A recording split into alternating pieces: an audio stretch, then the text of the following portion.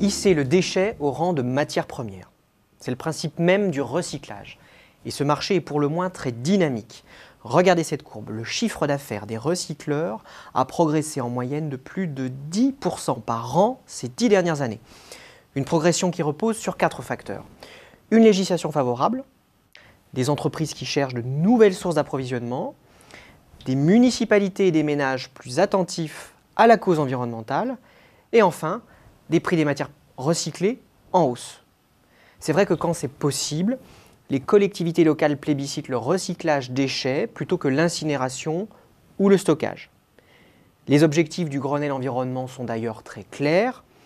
Le taux de recyclage des déchets ménagers et des emballages doit augmenter d'ici fin 2012.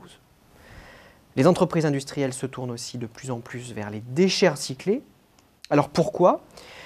Eh bien parce qu'avec ces déchets recyclés, elles peuvent diversifier ou sécuriser leurs approvisionnements. C'est le cas des fabricants de matières plastiques, soucieux de réduire leur dépendance aux pétrochimistes. Un tel mouvement s'est bien sûr répercuté sur la structure même des entreprises de recyclage.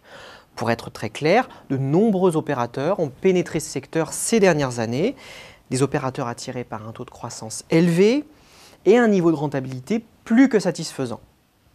Qui sont ces deux nouveaux acteurs ? Eh bien, il s'agit pour l'essentiel de nos deux majeurs français de la gestion des déchets, Veolia et Suez Environnement. Des groupes qui ont mené de vastes opérations de croissance externe dans les années 2000.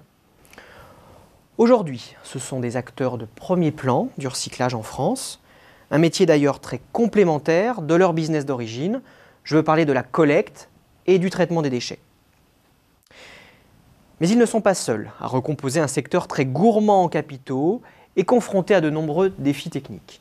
Les acteurs historiques comme Derichebourg, Guy Dauphin Environnement, Galou ou encore Paprec misent eux aussi sur la croissance externe pour se développer. Pour élargir leur offre à l'ensemble des activités de recyclage, ils ont ainsi racheté des entreprises spécialisées dans la récupération de matériaux spécifiques.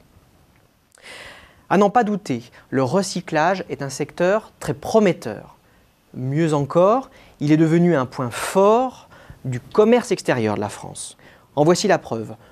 Nous avons exporté en 2011 pour environ 5,5 milliards d'euros de déchets non dangereux, en partie recyclés. Et nous en avons importé pour un peu plus de 2,2 milliards d'euros.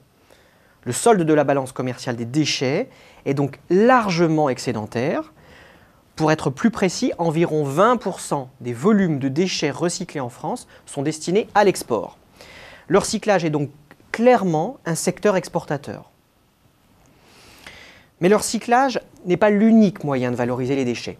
Il y a aussi la valorisation agronomique, plus connue sous le nom de compostage, ou encore la valorisation énergétique. Je veux bien sûr parler de l'incinération et de la méthanisation. Dans ce cas, les déchets sont utilisés comme combustible pour produire de l'énergie. Comme vous pouvez l'imaginer, ce type de valorisation est très attrayant quand les prix de l'énergie volent de record en record. Là encore, les grands acteurs de la gestion des déchets comme Veolia ou Suez s'engouffrent dans ces filières de valorisation, en particulier dans la méthanisation. Vous l'aurez compris, le recyclage et les autres formes de valorisation des déchets ont le vent en poupe. Mais leur développement futur est loin d'être assuré. La hausse des prix des matières premières et des matières énergétiques pousse les groupes industriels à réinternaliser la gestion de leurs déchets. Des groupes qui ont bien compris que leurs déchets valent de l'or. Les professionnels du recyclage doivent aussi faire face à une conjoncture économique dégradée. Depuis cet été, de nombreux secteurs clients des recycleurs produisent moins, face à une demande en perte de vitesse. Traduction, il y aura de moins en moins de déchets à recycler à un moment ou à un autre. Les prix de la plupart des matières recyclées sont d'ailleurs déjà orientés à la baisse, comme vous pouvez le voir.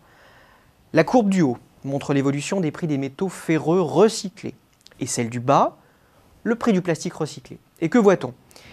Eh bien que les prix sont clairement orientés à la baisse depuis mi-2011. Après la baisse des prix, celle des volumes de déchets à recycler semble inévitable.